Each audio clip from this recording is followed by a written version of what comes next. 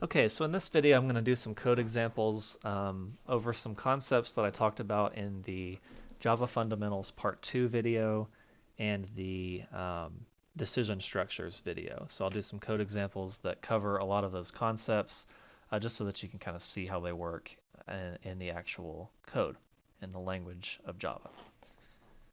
So the first thing I want to look at is these strings, right? We talked about the concept of strings. Being these reference variables and all that stuff. But I really want to talk about the different methods that we can use in strings that are pretty useful to us. So the first thing I'm going to do is I'm going to make a new file for each of these examples, and I will provide you these examples either on D2L or on a GitHub repository. I will let you know.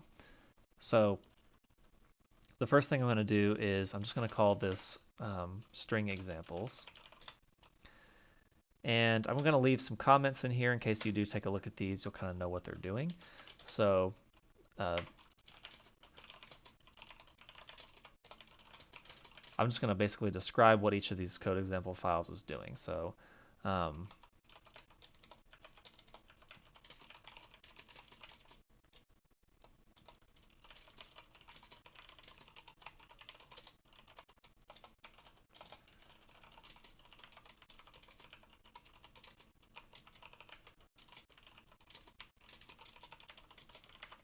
I'll probably pause the recording while I'm typing these out just so that it doesn't just take up the whole video.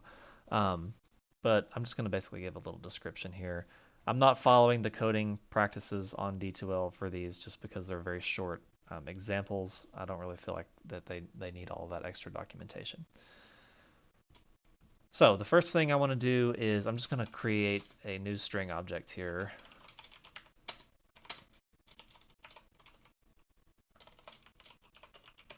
I'm just going to put a name here. So what I'm doing here is I'm declaring a string variable and initializing a string object. And remember that our string variables, first name does not actually contain the word Alexander. It contains a reference to a string object that has Alexander. So when I say I'm initializing the string object, what I'm doing is I'm giving that object a value, but first name still does contain a reference to this string object. It can be kind of hard to wrap your head around. It's not terribly important to knowing how to write code, but it is important to know that that's what's going on. So the first thing we'll do, let's talk about the caret method here. And what I'm going to do is I'm just going to leave a little block here. Let's talk about the caret methods. So let's say we want to get the first letter in first name. And like it says here, pay close attention to these index positions, right? If you remember from the Java Fundamentals Part 2 video, I briefly went over index positions. Remember, the only thing you really have to remember with indexes in Java and programming, we start at 0. Okay, so if I wanted the position of A in Alexander, that is 0. It's not 1, it's 0, which is kind of weird until you kind of get used to it. But let's say I wanted to get the first letter in first name.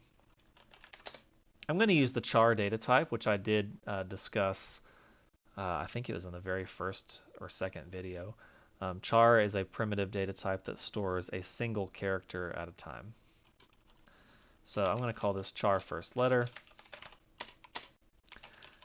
And I'm going to use a method of the string class here, right? So because first name references a string object, I can use that object's methods, right? Just like the system.out object can use the print method. First name, string.firstName can use any of the string classes methods. So I'm going to use the caret method here. And it's going to ask me, what index position do you want to obtain the character from? And because I know it's the first letter, it's going to be 0, right? Because we always start our indexes at 0.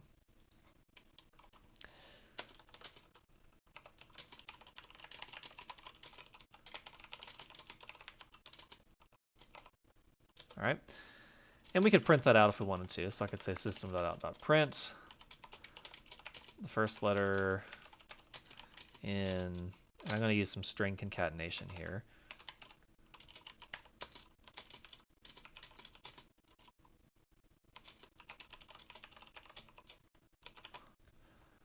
Okay, so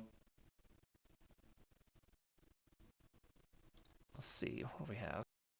Okay, I see the issue. I forgot my main method, right? So remember, this happens to the best of us. Remember to put a main method every time you're doing a program. Public static void main,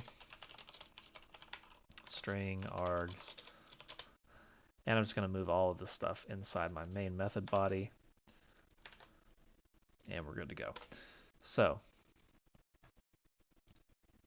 if we were to run this code, we hopefully would see the message, the first letter in Alexander is A, right? That's hopefully what we would see. So if I were to run this, we would see that message, right? The first letter in Alexander is A. Let's change first name and see what our message says now. So the first letter in Will is W. So we know that our caret method is working. It's storing that first character into our character variable, and we're displaying it using the printline method. Let's say we want to get a different letter. So let's say we want to get the second letter.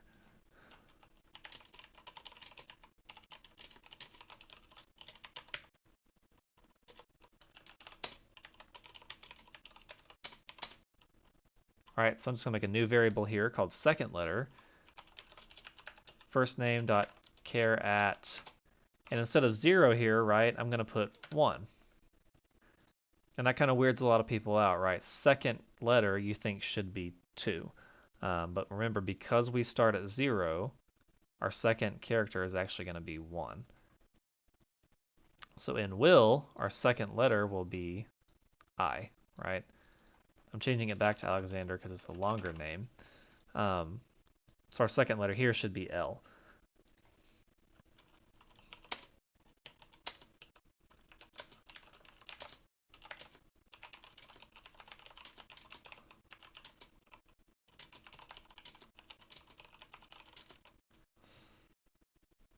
All right. And I'll just print this out. I'm actually going to copy this line here just to save some time on typing. So we'll say the second letter in the name is going to be second letter. So if we run our code again, we should see the first letter in Alexander is A. The second letter in Alexander is L. So far they're working. What if we want to get the last letter? Right? We could manually count how many characters Alexander has and just figure out what the index of this would be, which we can try that. So we know that it starts at 0. So that's 0, 1, 2, 3, 4, 5, 6, 7, 8. So R would be at index position 8. I could do that, right? So I could say get the last letter in first name.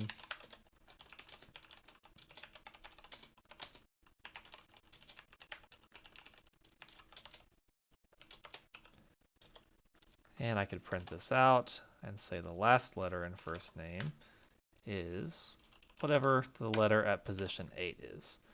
And that would work. Whoops. That would work for Alexander, but what happens if I change first name to Will, right? Will does not have anything at index 8 because it's short, right? It only has 0, 1, 2, 3. So I'm trying to grab a character at position 8 when the highest position in the name Will is 3, right? So I'm outside the limits.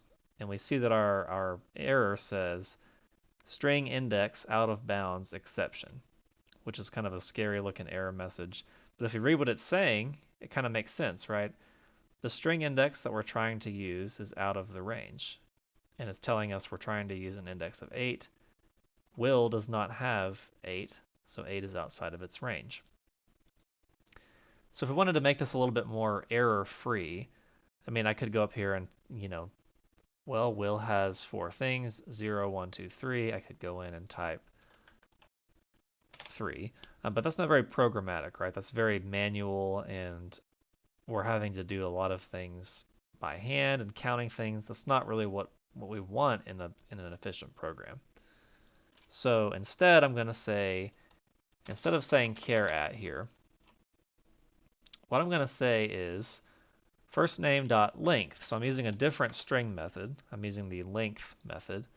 And if you remember from the slides, the length method just tells me how many characters my string has in it, right? So length for will return 4. Now here's where this gets a little weird if we want to get the last letter, right? And I'm actually going to modify this just a little bit.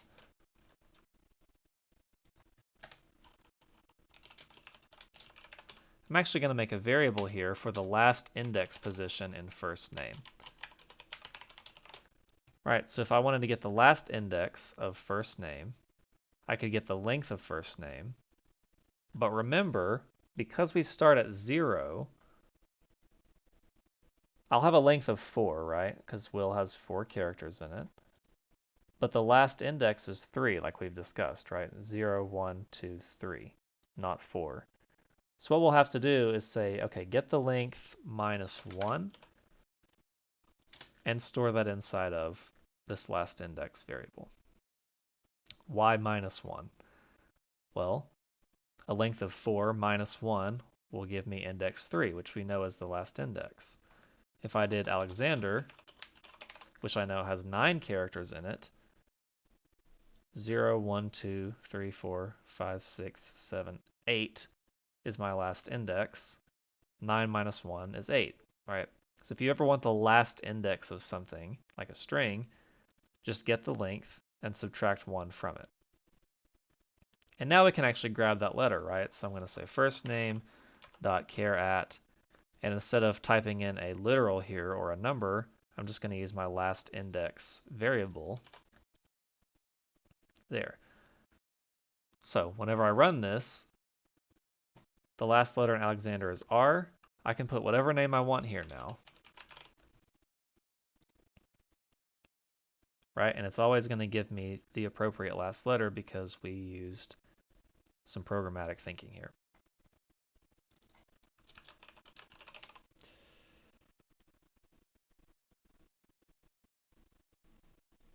All right, so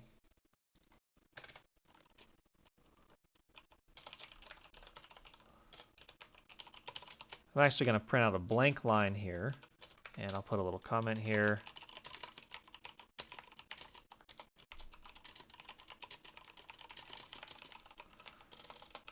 And we'll see what that does here in a second. So we want to say blank.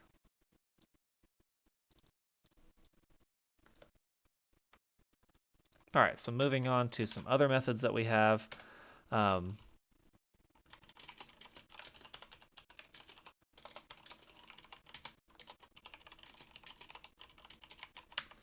If I just want to get the number of characters that are in first name,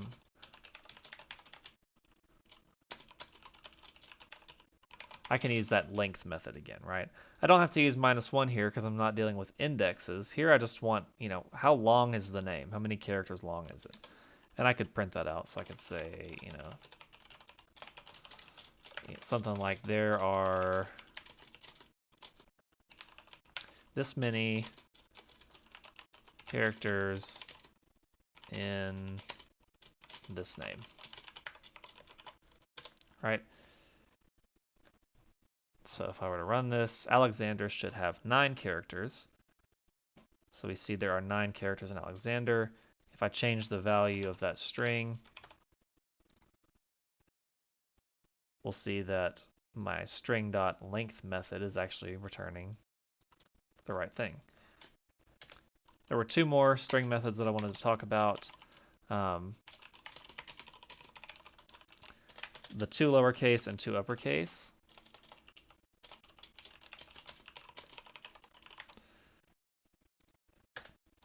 So let's just say we have a string here for lowercase name. And if I want to convert this to all lowercase letters, string actually has a method we can use called toLowercase. So if I say firstname.toLowercase, it's going to convert all letters to lowercase, and it's going to store them in a new string object that will be referenced by this variable here. So I could print this out and say first name, well, I'll say this, I don't want that in quotes. So the actual name in all lowercase letters is that, okay? And I'm going to do the same thing for all uppercase.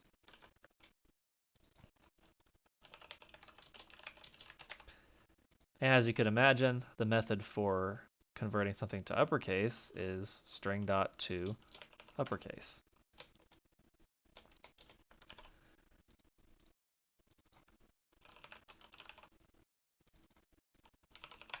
Okay, so if I run this here, we'll see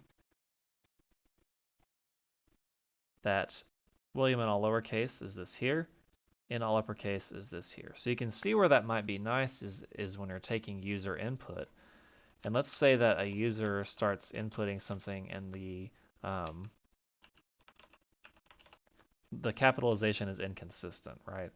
That can be like annoying if you're outputting it or trying to do something with it. So you can always just change it to upper or lowercase. So we'll see here that my name is really ugly. The capitalization's all over the place. Here you can see that I can just convert all to lowercase or all to uppercase. So that's all for this string examples. That's mainly the methods that we're going to use when it comes to strings.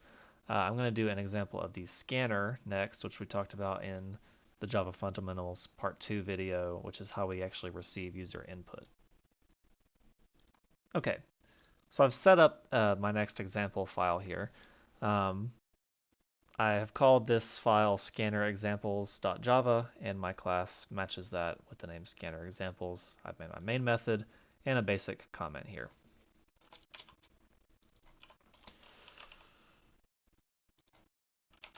So if we want to use the scanner class, remember the scanner class is how we're going to take user input for now.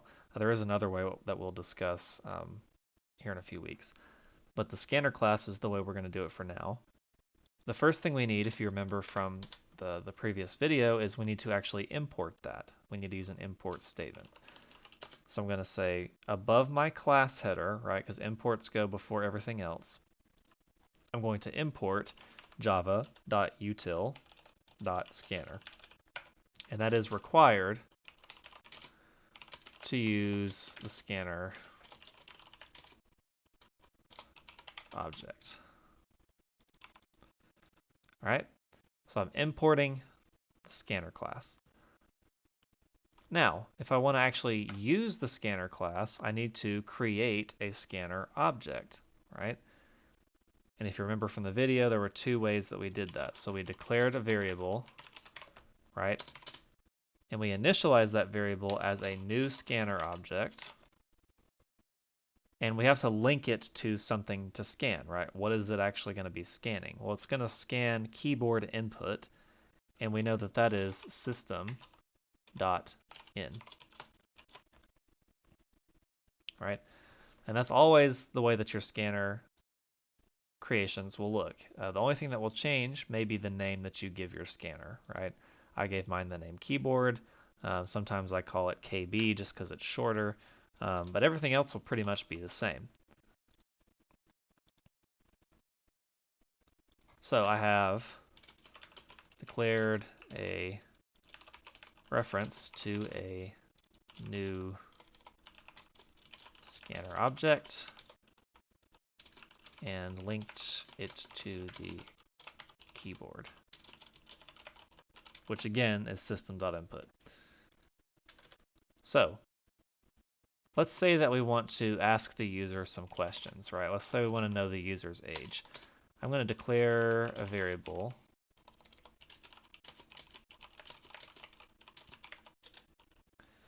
I'm going to declare a variable to store the user's age, and now I'm going to actually ask the user to enter something, right? So we can use system.out.print, which we've talked about before. And I'll just say something like, hello, please enter your age. And remember that how we do that is by using these scanner methods, right? So I'm going to say age is going to receive, and I've already declared age here. So age will receive keyboard dot next int. Remember from the lecture that we had several different several different scanner methods. We had next int, next byte, next line, all those different methods. I know that I need to use next int though, because I've already said that age is an int. Right? So I'm going to run this even though it won't really do much beyond asking the user for their age and letting me type it in. But when I run this, it's going to say, hello, please enter your age. I'll type in my age and hit enter, and my program will end because we actually need to do something with that age that we just obtained. Let's ask the user something else. Let's ask them for their GPA.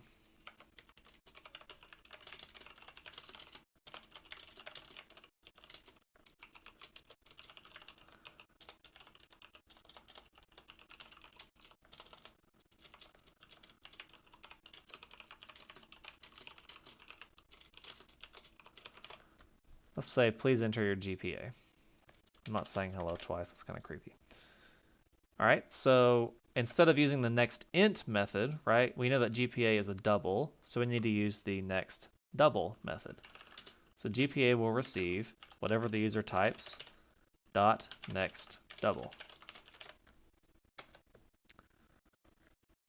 Now remember, we had that thing called the keyboard buffer, and without getting too much into it again here, basically if I want to get strings from the users after I get numbers from the users, I have to clear the new line. That's just something that you got to do. So I'm going to consume the new line character from the buffer. Remember that keyboard buffer, you can pull numbers from it, but it doesn't consume the new line character. You actually have to do that manually, and all we have to do for that is just say keyboard.nextLine. That's all you got to do. Now we can actually get strings from the users. So I can say string, I'll call this first name.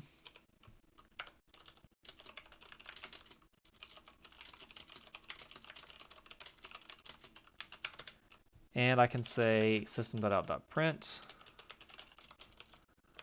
Please enter your first name.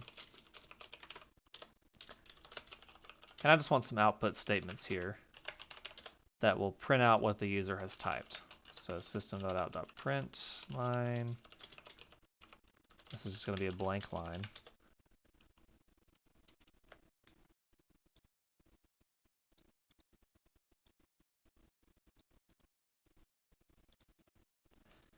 All right, so I'm just pulling these in.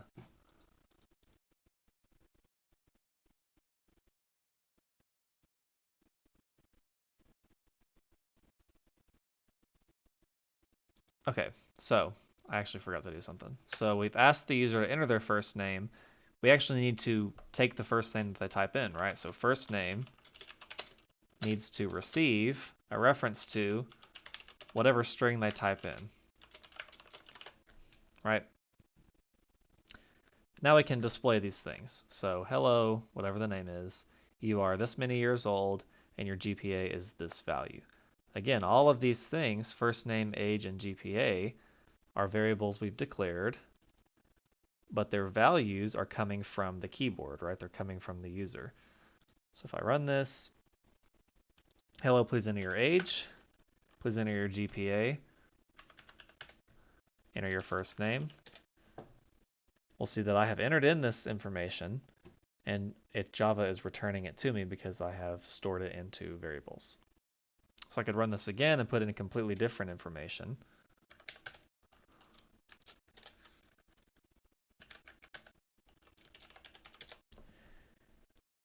Right? all based on user input. So that's the scanner class, and we'll be using the scanner quite a bit. So if there are any questions on that, please let me know. All right, so just for the sake of time, I have written these code files, and I'm going to walk through them in the video, but I don't want to have to just sit and type these out because they're so similar. So we're moving out of the Java fundamentals with the scanner and the string, and we're going into decision structures here. Some decision structures, code examples. So the first thing we'll talk about is the logical AND operator. Remember that we had the three kind of operators we talk about. And, or, and not are the three that we're dealing with. So these programs, all three do something very similar, but they just use different operators. So this one uses the AND operator, which you can see here on line 21. This one uses the OR operator, which you can see on line 21. And this one uses the NOT operator, which you can see here on line 23. So what this does is this talks about logical and basically different uses of these. So it's basically determining if someone qualifies for a loan or not, which is kind of a simple example of the program.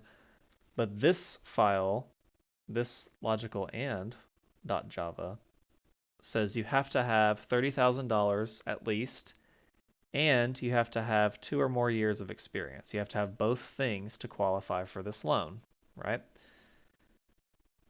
So what I've done here is I've created my scanner, which is just like we talked about before. I create 2 doubles here, and a little bit of a shortcut that I want to show you is when you're declaring variables, if all of your variables are the same data type, so salary and years on job are both a double, you can just list the names out separated by commas. So rather than me saying int x, int y, and int z, because these are all 3 ints, technically I can say int x, comma y, comma z. Just kind of a shortcut. You don't have to do that, but I figured I would show you in case you were interested. So I create my scanner. I create 2 doubles here, and I'm basically asking the user for some information at this point. So please enter your salary. So my salary variable that I declare up here will receive whatever they type in. Then I ask for their years of experience. My years on job variable will receive whatever they type in. And here's where we start using our if statements. So if the salary is greater than or equal to $30,000 and the years on job is greater than or equal to 2, so if both of these are true, the user qualifies for the loan. Otherwise, they don't qualify, right? If they're not both true, they don't qualify for the loan. And something I forgot to mention before in my scanner example is we usually close our scanner objects just because of Java processes. It's not like totally required, but if you want to use best practices, just at the very end of your program, just put keyboard.close or whatever you name your scanner. That will close that object down. But with this, if I run this, let's do one where we do qualify for the loan first, right? So we said it had to be 30,000 or above, so I'll put 50,000. And 2 or more years of experience, I'll put 15 years of experience. We do qualify for the loan. Hallelujah. Let's do one where we don't qualify for the loan. So at least 30,000. I'm still going to do 50,000, but I only have 1 year of experience. We do not qualify for the loan, right? Because we did not match both of these conditions. Logical OR, this is the exact same file, but here it says you either need $30,000 salary or 2 years of experience. You only really need one of them, right? So I'm going to put in the same information here. $50,000 salary, but only 1 year of experience. Whoops, forgot to run this file. $50,000 salary, 1 year of experience, we do qualify for the loan, right? Because we're using the OR operator. The OR says both of these don't necessarily have to be true. As long as one of them is true, then we'll move into the if statement. Another shortcut, technically with if and else statements, you don't have to have the brackets or the braces, sorry. Right, like we've seen before. If what you're going to do will only take up one line, you don't need the braces, right? So we'll see here, I don't have the braces either.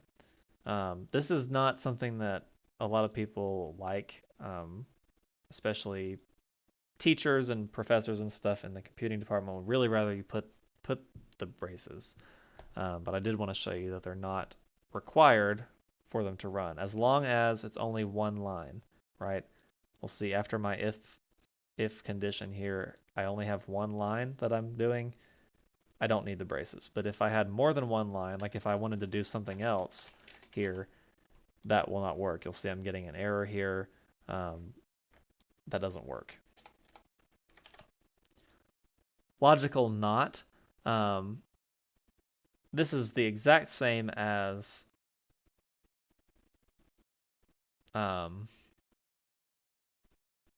logical and here, right? So logical and says if the salary is greater than 30,000 and you have 2 or more years on the job, then you qualify for the loan. Otherwise, you do not. Logical not, again, remember not, the not operator flips the truth of something. So another way of thinking about reading this is if the salary is greater than 30,000 and the years on the job is greater than 2, if that is not true, right? And you'll notice that I have parentheses here. Just like in algebra, we do have order of operations, which I've discussed in a previous video. Parentheses are always first. So it's gonna determine, is the salary greater than 30,000 and is the years on the job greater than 2? So let's say that turns out to be true. They do have the money and the experience, right? What that will say is, if that is not true, right? The bang here flips the logic of that. So if this turned out to be true,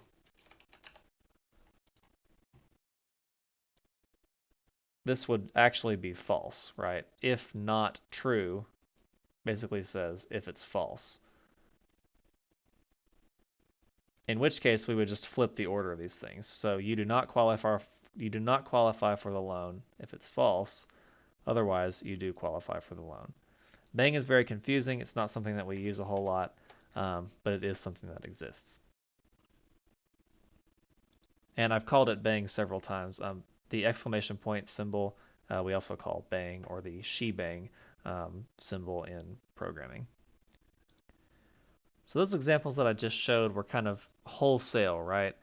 You either do or don't qualify for the loan, but the user is not really alerted as to why. They don't know, well, is it the salary that's the problem? Is it the years on the job that's the problem? They don't really know. And that's kind of where the concept of a nested if statement could be nice. And I will do an example of that. And I'm actually going to type this one out. So I'm going to make a new class here. I'm going to call it loan qualifier. And I'm going to set this up really quick. So I'm going to pause really fast. All right, so I've filled out a little bit of this. So I've got my loan qualifier class here. I've got my main method set up, and this is all basically the exact same thing as what we had here with logical and, right? It's the same beginning. The only thing that we're really going to change is the if-else logic here.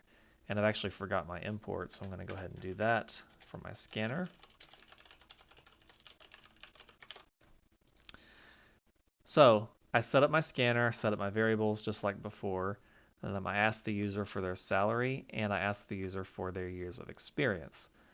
Now before, right, we would say, you know, if the salary is greater than or equal to 30,000 and the years on the job is greater than or equal to 2, then we'll do the thing, right? We want to change that a little bit and talk about the concept of a nested if statement. So I want to be able to say, you know, the reason you didn't get the loan was because of your experience or it was because of your salary. So what we can do is I can say, okay, well, if the salary is high enough, so far so good. They may qualify for the loan, right? I want to do another if statement here and say if the years on job is greater than or equal to 2, then they definitely qualify for the loan, right? Because they've met this condition and they've met this condition. So I can say system.out.print, you qualify for the loan.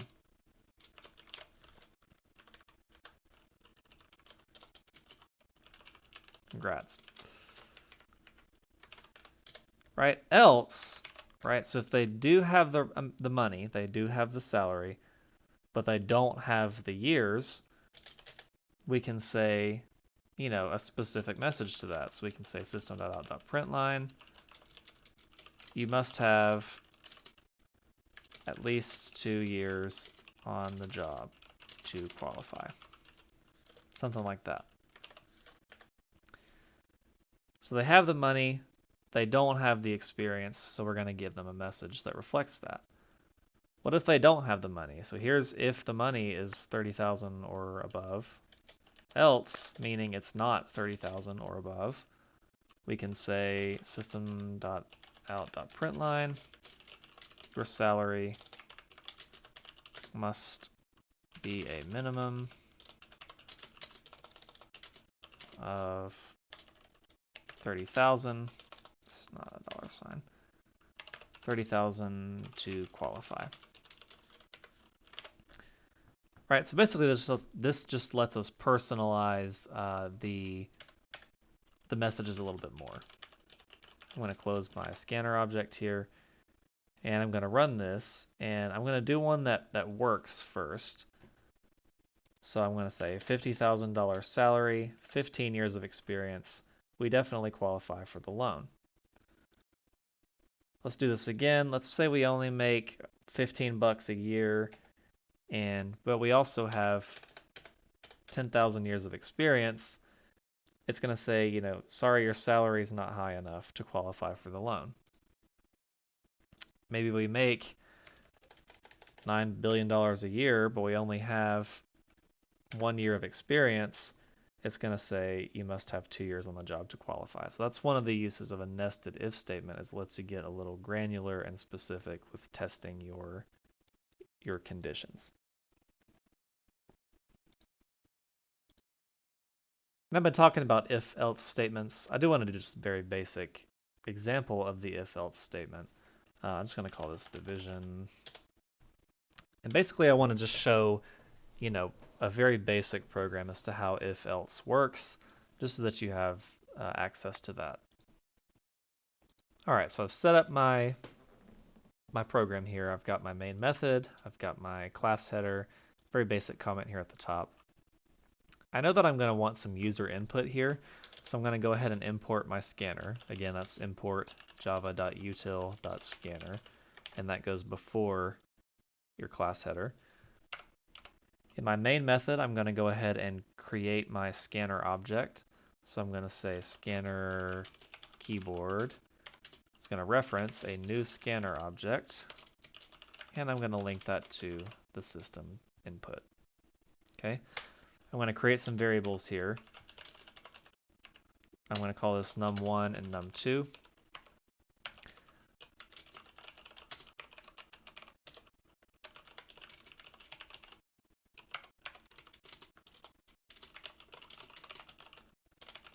So what this program is going to do is it's going to divide one number by another number, but we're going to use if-else here for some validation, right? We want to say as long as the second number isn't 0, because you can't divide by 0, right?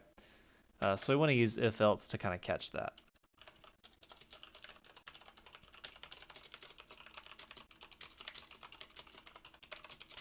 So I'm going to type a message for the user to enter the first number and the second number.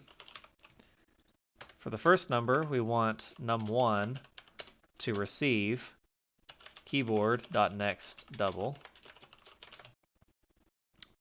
For the second number, we want num2 to receive keyboard.next double. All right, so we're letting the user type in 2 numbers.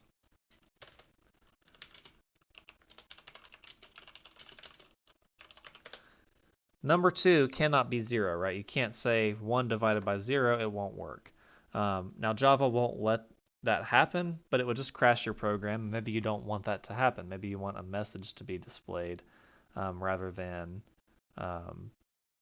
your program just crashing and dying. So I can say if num2 is equal to 0, then we're going to display a message, right? We're going to say something like cannot divide by 0. Please try again. And then we can say else, right? So if as long as num2 is not 0, we're fine. So else, we'll say the quotient will be num1 divided by num2. And we could display that if we wanted to. So system.out.println, the quotient is quotient, right?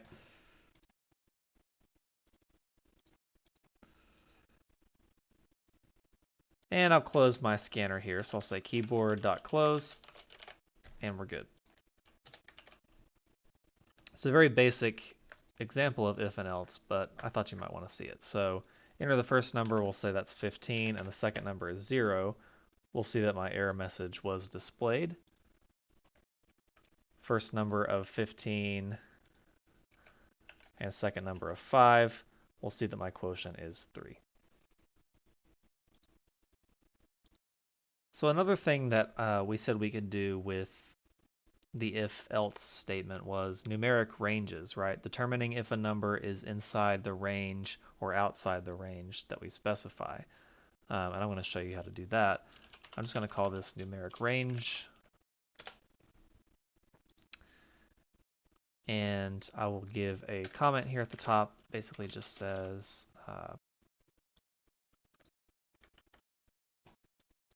this here.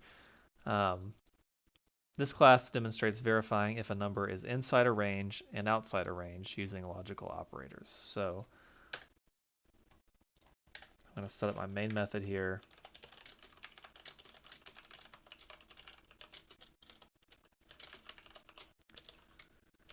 I'm going to declare two variables.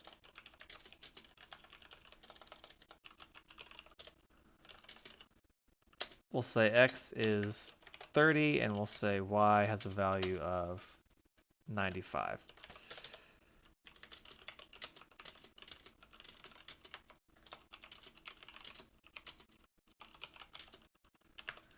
So let's just check, if x is in the range 20 through 40.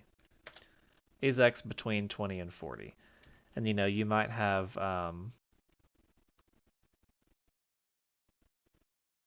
in your traditional algebraic format, that might look something like 20 is less than x is less than 40, right? Or less than or equal to. Checking if it's inside the range. Programmatically, though, we can do that by using our operators. So I can say if x is greater than or equal to 20, and x is less than or equal to 40. So that's how we determine if it's inside the range. X is in the range. I'm not going to do an else here.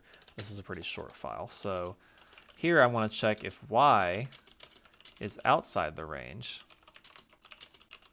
20 through 40. And for that, we would say something like, let's see, y is greater than or equal to 40, or y is less than or equal to 20. All right, that tells us if it's outside the range. So we would say something like if y is less than or equal to 20, we'll use our logical or operator here, which is that double pipe character, or y is greater than or equal to 40. So here we're checking, is it outside the range?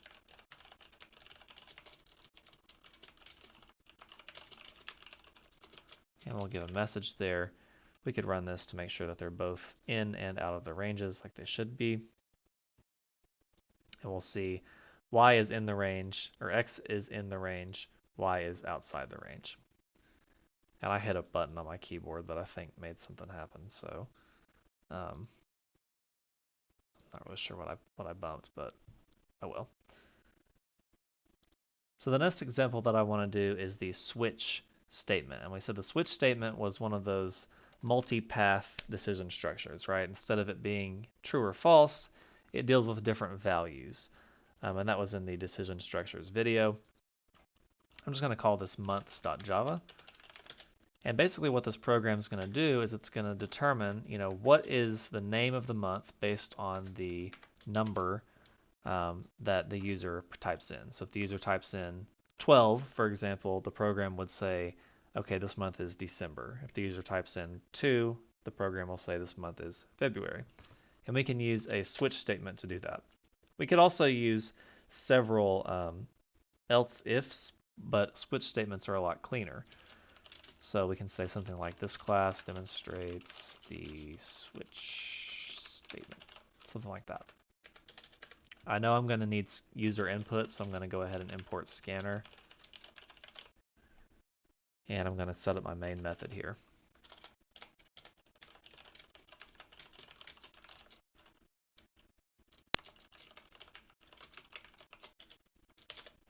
Okay, so the first thing that I want to do with our scanner is I want to create one. So I want to say scanner keyboard references a new scanner object, and I'm going to link that to the keyboard. I'm going to create one variable called month. It's going to hold the user's input. Then I'll ask the user to enter a month, right? So system.out.println. Please enter the number of a month.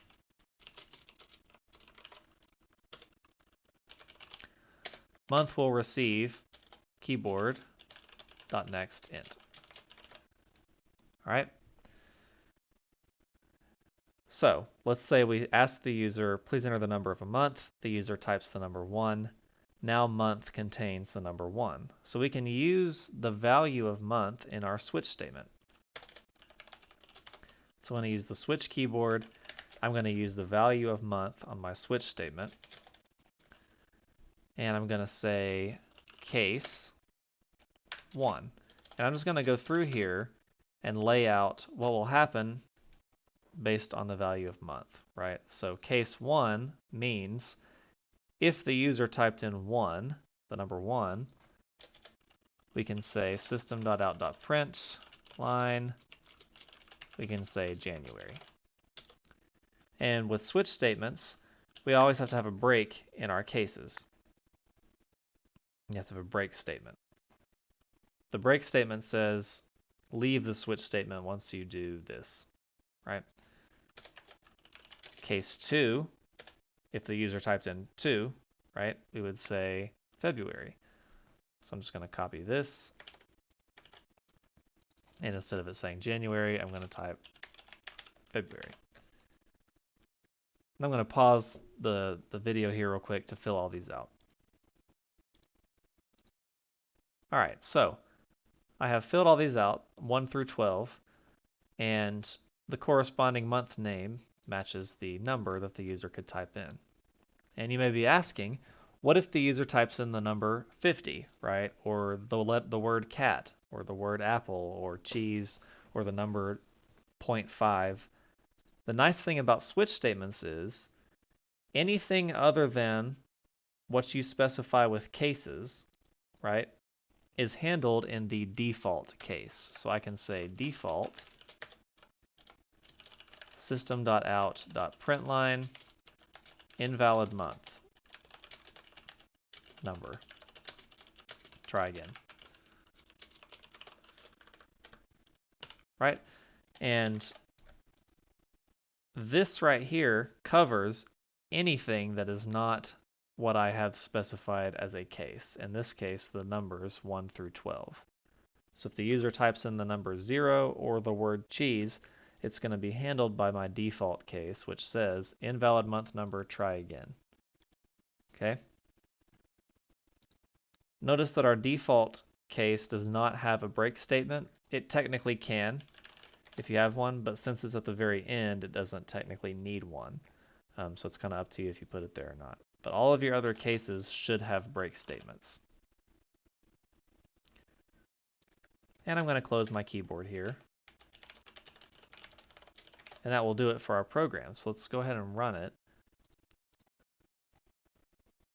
So running is going to ask me for the number of a month.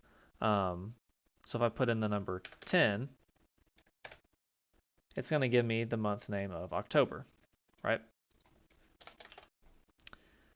If I put in the number 40, whoops. If I put in the number 40, we should see my error message, which is handled by my default case. If we put in 11, we should get November, right? So that's an example of how cases can work. There's another example I want to do. Your cases don't necessarily have to be numbers. They can also be strings. So I'm going to do another class here, and I'm going to call it month string switch, something like that. And I'm just basically going to leave a comment here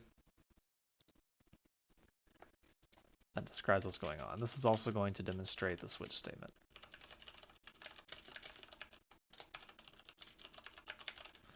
Okay, so I'm going to import scanner again.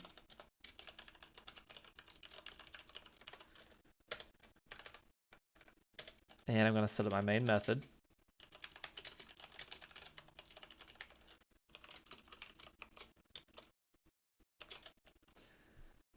I'm going to create my scanner object.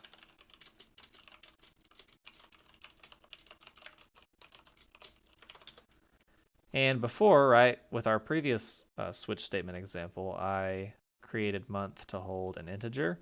Here I want it to hold a string, so I'm going to say string month.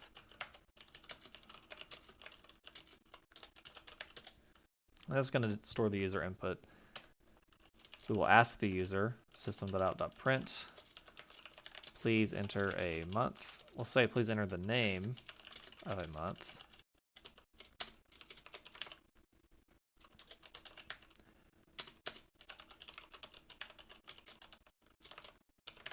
All right, so we'll say month gets keyboard.nextLine, which is what lets us read strings from the keyboard.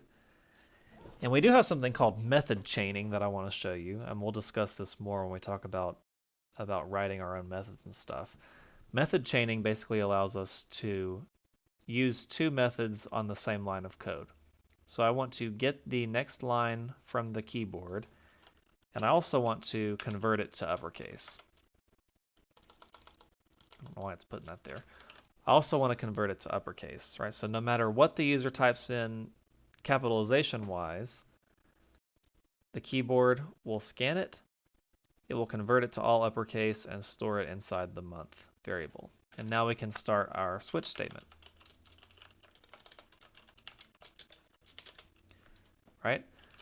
And what's nice about why we've converted this to uppercase is we only have to worry about one capitalization with our cases, and that's fully caps, right? Like this. So if the user typed in January, after it's converted to all caps, we can do this, and I can print out the number 1.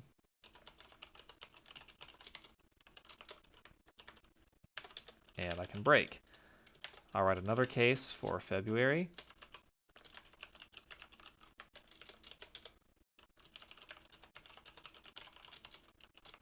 We'll print out the number 2, and we'll break.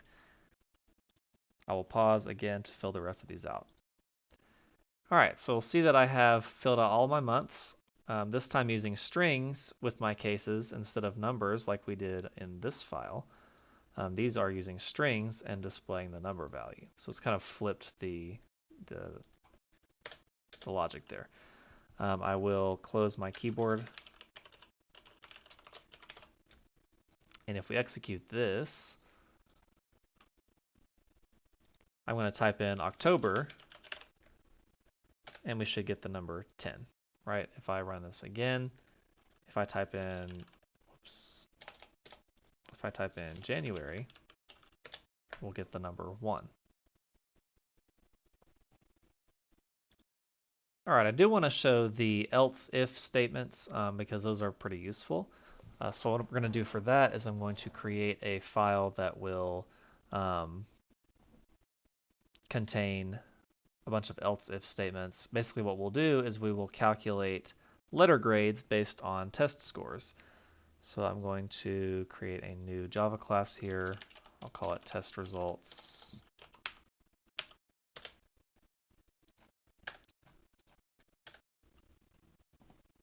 And if you remember, this is kind of what we did with that one flowchart where we determined what the grade was based on the letter. So I'm going to set up my main method here.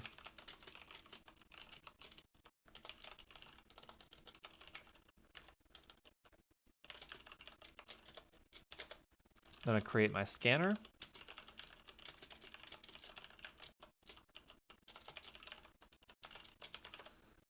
And I have to import scanner, so I need to go up here above my class header and import java.util.scanner. I want to create a variable as well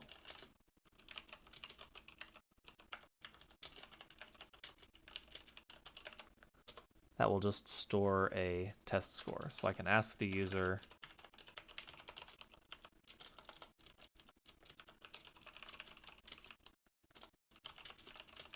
please enter your test score. Then I can say test score receives the value that the user types in. And here we can display the letter grade based on the value of the test score variable. Right, so we can say, you know, based on the actual value of test score, you receive this letter grade. So we'll start at the bottom. We'll say if test score is less than 60, that's an F. So we can say system.out.println, your grade is F. Else if test score is less than 70, that would be a D, right? I'm just going to copy that and change this to D. And we'll have as many else ifs as we need. So else if it is less than 80, your grade is a C. Else if it is less than 90, your grade is a B. And I'm just copying these and pasting them in. And I don't want another else if here, right? Because if it's higher than a B, then it's going to be an A. So I can end here. I can just say else your grade is an A.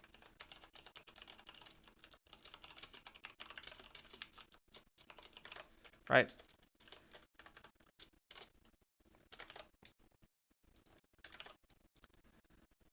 So that's kind of how the else if works. So I can say keyboard.close here.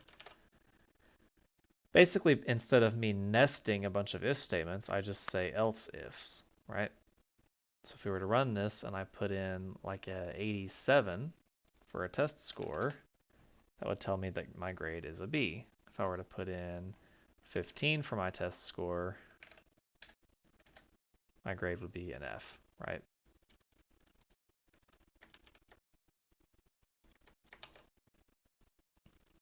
So that's else ifs.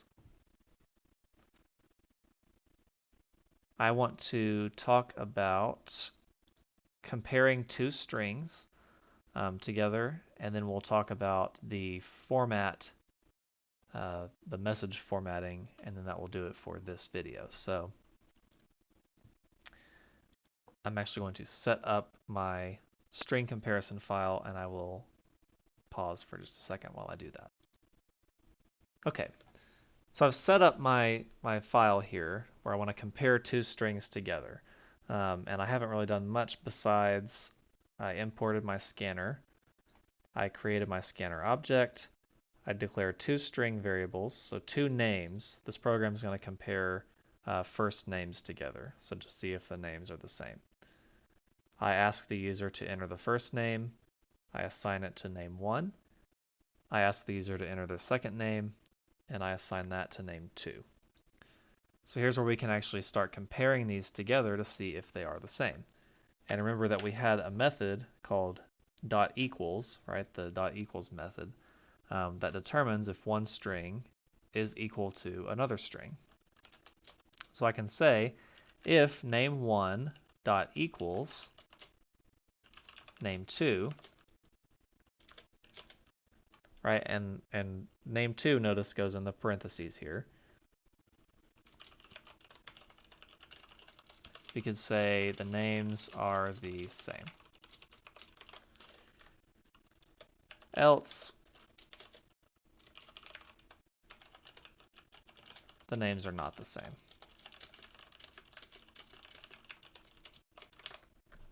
Okay. So let's run this and see what happens. So I'm going to run this. It's going to ask me the first name and the second name. We'll do ones that are the same at first. So we'll see that the equals method works. It says these names are the same. Let's try again and do different names. Right? Our two different names, the equals method says, they're not the same. Right? What happens if we have lowercase will and all caps will? It's going to say that they're not the same, right? And there's a couple ways we could go about this if you did want these to be considered the same. Some programs may want them to be considered different, others the same. We could say keyboard.nextline.2uppercase on both of these. But another way we can do this is, I'm actually going to copy this logic here.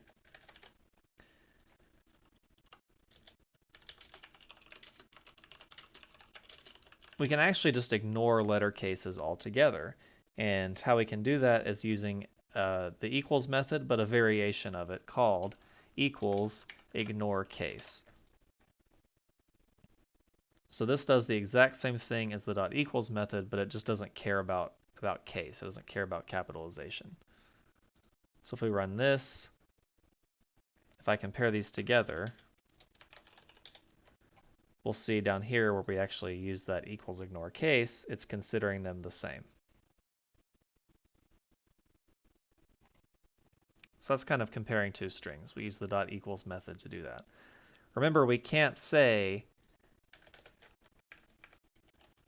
if name1 equals name2. We can't say that. Why can't we say that? Remember that name1 and name2 don't actually contain the strings, right? They contain references to string objects. So what I'm saying here is if this reference is the same as this reference, then do something, right? Do something. Well, that's not what we're doing here. We're comparing the strings, not the reference values. And reference values are like binary RAM addresses on your computer. We don't want to deal with those. We're asking about the strings. So that's comparing strings together. The last code example I want to do is a format example, the printf method that we talked about with those format specifiers and all that. I wanted to show an example of that. I'm just going to call this currency format because that's most often the way that we'll utilize format specifiers is with currency. We want to make it look like money. So this class demonstrates the printf method.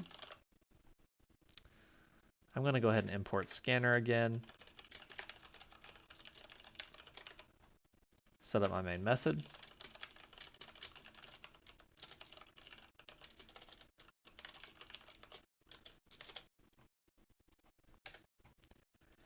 And we're good to go. So just fix that. I want to create my scanner variable here. Scanner keyboard, references a new scanner object.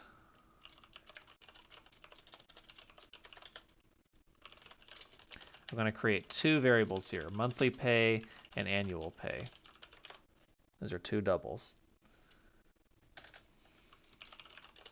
I'm going to ask the user, please enter your monthly pay.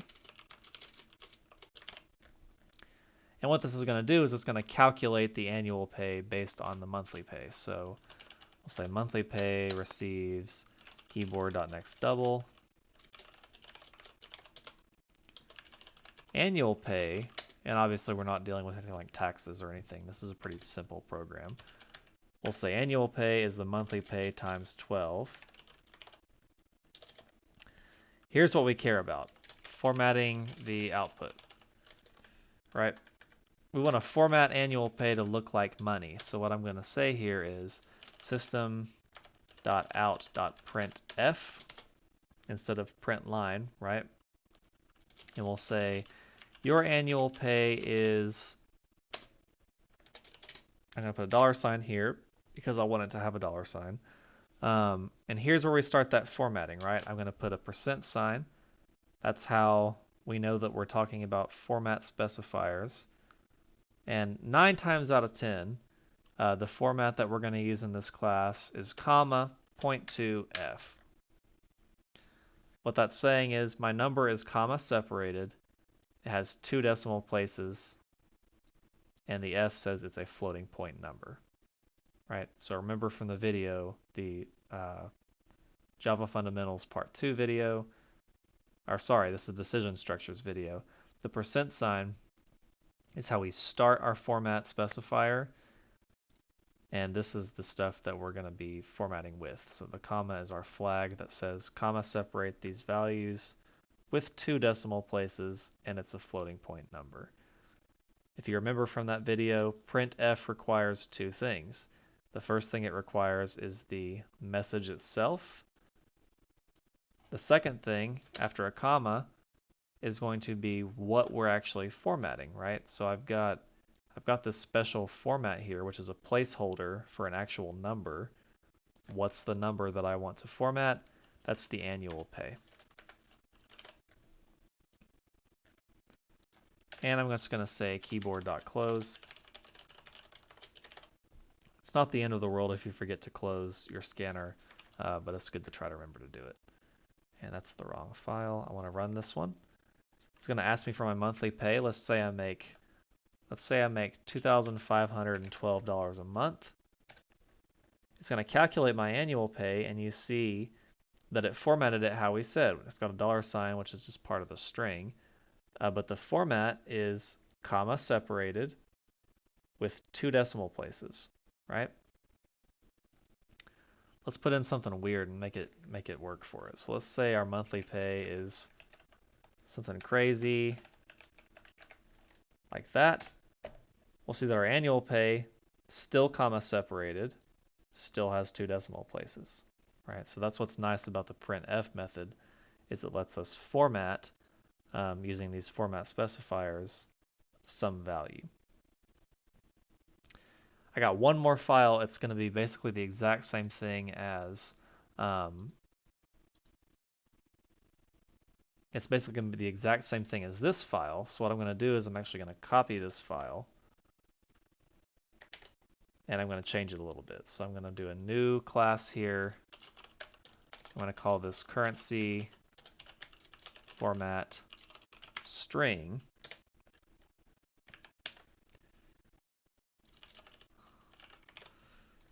And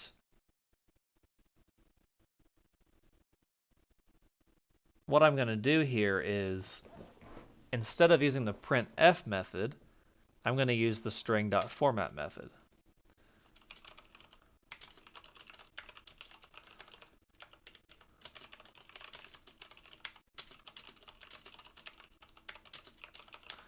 So I'm going to declare a string to hold some formatted output.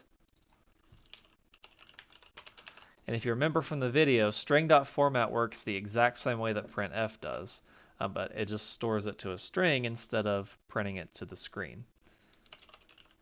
So I can say formatted output is going to receive, and instead of me printing this to the screen, I'm just going to store it inside of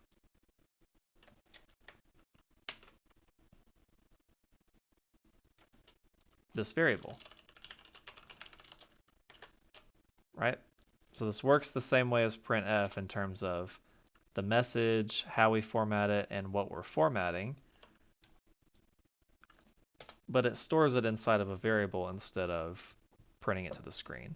Now, if we wanted that printed to the screen, we could always just print that variable, right? So I could say system.out.println, print formatted output, print that string. So if we ran this, it would work the exact same way. Our output will look identical. So, right, our output's the same. But instead of displaying it, displaying it to the screen and formatting it with the printf method, we save our formatted string to a variable, and we display that variable to the screen. So it's just a different way of doing it. And that is all of the code examples that I have for this week. If anyone has any questions on any of these, please let me know, and I will see you all in our lab.